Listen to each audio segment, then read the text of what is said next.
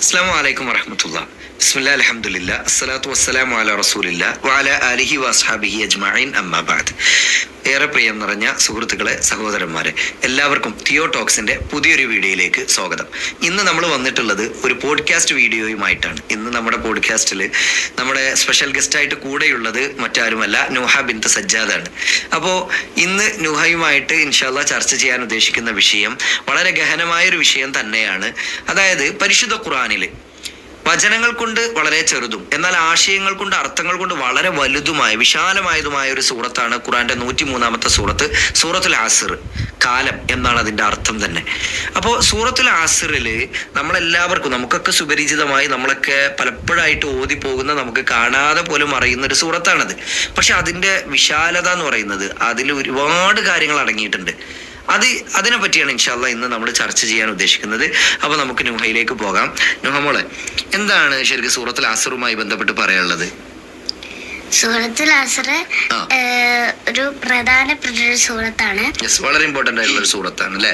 ഇമാം ഷാഫി റഹ്മഹുല്ലാഹ് പറഞ്ഞിട്ടുണ്ട്, സൂറത്തുൽ അസർ മാത്രം ഇറങ്ങിയിട്ടുള്ളെങ്കിലും അത് മാത്രം മതിയായിരുന്നു. ഓ മാഷാ അല്ലാഹ്. അതായത് ഖുർആനിൽ സൂറത്തുൽ അസർ മാത്രമേ അള്ളാഹ് ഇറക്കിയിട്ടുള്ളെങ്കിലും വേറെ സൂറത്തൊന്നും ഇറക്കിയില്ല. സൂറത്തുൽ അസർ മാത്രമേ ഇറക്കിയെന്ന് വിചാരിക്കാം. എന്നാൽ പോലും അത് മതിയാകുന്നു. കാരണം അതില് കുറേ പ്രധാനപ്പെട്ട കാര്യങ്ങളുണ്ട്. ഓ ഉണ്ട്, യെസ്, ഗുഡ്. കുറെ കാര്യങ്ങൾ അതിൽ പറയുന്നുണ്ട് അല്ലെ? ഓക്കെ. ആ സൂറത്ത് ഇപ്പൊ ഞാൻ ഫസ്റ്റ് ആയത്തൊന്ന് ചൊല്ലാം. വൽ ആസിർ. എന്താണ് വൽ ആസിർ എന്ന് പറഞ്ഞാല്? കാലം തന്നെയാണ് സത്യം അല്ലെ? അപ്പൊ രണ്ടാമത്തെ ആയത്തിൽ പറയുന്നത് ഇന്നൽ ഇൻസാന ലഫീ ഖുസ്ർ. ഇന്നൽ ഇൻസാന ലഫീ ഖുസ്ർ. മനുഷ്യൻ നഷ്ടത്തിലാണ്. അതെ, തീർച്ചയായും മനുഷ്യൻ നഷ്ടത്തിലാണ്. അള്ളാഹു മൊത്തത്തിൽ അങ്ങനെ പറഞ്ഞു, മനുഷ്യരൊക്കെ നഷ്ടത്തിലാണ്. പിന്നെ ഇന്ന് ആരൊക്കെയാണ് എക്സെപ്ഷണൽ ആയിട്ടുള്ളത്? ആരൊക്കെയാണ് വിജയിച്ചത്? മൂന്നാമത്തെ ആയത്തില് ആരൊക്കെയാണ് വിജയിച്ചിട്ടുള്ളത് പറയുന്നുണ്ട്. Yes, good.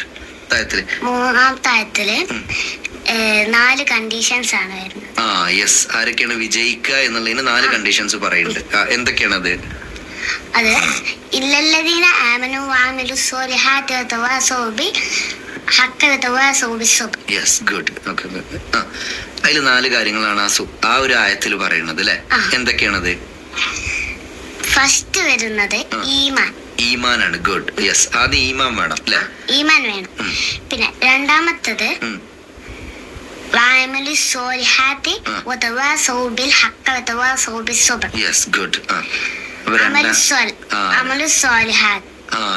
രണ്ടാമത്തത് അമൽ സ്വാലിഹാത്ത്, അതായത് നല്ല കാര്യങ്ങൾ ചെയ്യണം. ഈമാൻ ഉണ്ടായാൽ മാത്രം പോരാ, ഈമാൻ മുന്നിൽ വെച്ചിട്ട് നല്ല കാര്യങ്ങൾ ചെയ്യും വേണം. വേണം. പിന്നെ മൂന്നാമത്തത്, നമ്മൾ ഈ ഈമാനും അമൽ സ്വാലിഹാത്തൊക്കെ ആൾക്കാർക്ക് ദാവത്ത് ചെയ്തു കൊടുക്കണം. Yes, good. മാഷാ അല്ലാഹ്. ദാവത്ത് ചെയ്യണം. യെസ്, ആളുകളിലേക്ക് എത്തിച്ചു കൊടുക്കണം. നാലാമത്തത് നമ്മളത് എത്തിച്ചു കൊടുക്കുമ്പോ ആൾക്കാർ നമ്മളെ കളിയാക്കിയാലൊക്കെ അത് പരീക്ഷണത്തിൽ കൂടെ നമ്മള് ക്ഷമിക്കണം. പരീക്ഷണങ്ങളിലൊക്കെ ക്ഷമിക്കണം. ഓക്കെ. അപ്പൊ ഈ 4 കണ്ടീഷൻ ഉണ്ടെങ്കിൽ നമുക്ക് 4 കണ്ടീഷൻ ഉണ്ടെങ്കിൽ നമുക്ക് വിജയിക്കാൻ പറ്റും. ഇല്ലെങ്കിൽ തോറ്റുപോകും. യെസ്. അപ്പൊ നമ്മൾ കേട്ടല്ലോ ഇവിടെ പറഞ്ഞ കാര്യം. സംഭവം മൂന്നാമത്തെ ആയത്ത് അല്ലെങ്കിൽ 3 ആയത്തുകൾ എന്ന് പറയുന്നത് വളരെ ചെറിയ ആയത്തുകളാണ്, നമുക്ക് എല്ലാവർക്കും അറിയുന്ന ആയത്തുകളാണ്. പക്ഷെ ഇവിടെ പറഞ്ഞ കാര്യം വളരെ ബേസിക് ആയിട്ടുള്ളൊരു കാര്യമാണ്. നമ്മളത് പഠിക്കുന്ന വേണം, നിർബന്ധമായിട്ട് മനസ്സിലാക്കണം. കാരണം ഒരാൾ സ്വർഗത്തിലാണോ ഒരാൾ നരകത്തിലാണോ എന്ന് ആക്കേണ്ട ഉത്തരവാദിത്വം, ഡ്യൂട്ടി ഒന്നും നമുക്കല്ല. അള്ളാഹു ആണ് ഒരാൾ സ്വർഗാവകാശിയാണോ നരകാവകാശിയാണോ എന്നൊക്കെ നോക്കുക. അപ്പോൾ പക്ഷെ അതിന് കണ്ടീഷൻസ് ഉണ്ട്. ഒരാൾ സ്വർഗത്ത് പോകണമെങ്കിൽ, ഒരാൾ പരലോകത്ത് വിജയിക്കണമെങ്കിൽ ചില കണ്ടീഷൻസ് ഉണ്ട്, നിബന്ധനകളുണ്ട്. ആ 4 കാര്യങ്ങളാണ് ഇവിടെ എണ്ണി പറഞ്ഞത്. നമ്മൾ ഒന്നാമത്തത് ഈമാൻ വേണം, വിശ്വാസം വേണം. രണ്ടാമത്തത് വിശ്വാസം ഉണ്ടായാൽ മാത്രം പോരാ, അത് വെച്ചിട്ട് അമലും ചെയ്യണം അല്ലെ? അമൽ സ്വാലിഹാത്ത് വേണം, സൽക്കർമ്മങ്ങൾ ചെയ്യണം. മൂന്നാമത്തത് വതവാസൗ ബിൽ ഹഖ്, സത്യം കൊണ്ട് ഉത്ബോധിപ്പിക്കണം, ഉപദേശിക്കണം എന്ന് പറഞ്ഞാൽ ദഅവത്ത് ചെയ്യണം. ഗുഡ്. നാലാമത്തത് വതവാസൗ ബിസ്സബ്ർ, നമ്മളത് പറഞ്ഞു കൊടുക്കുമ്പോ ദഅവത്ത് ചെയ്യുമ്പോ നമുക്ക് നമ്മള് ആ പരീക്ഷണത്തിൽ നമ്മൾ ക്ഷമിക്കണം. ഗുഡ്.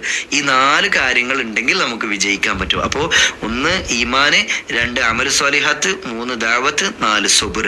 ഈ 4 കാര്യങ്ങളും ഇൻഷാല്ലാഹ് നമ്മളും വളരെ വിശദമായിട്ട് പഠിക്കുക. അള്ളാഹു അനുഗ്രഹിക്കട്ടെ എന്ന് പ്രാർത്ഥിക്കുകയാണ്. അസ്സലാമു അലൈക്കും വറഹ്മത്തുള്ളാഹി വബറകാതുഹു.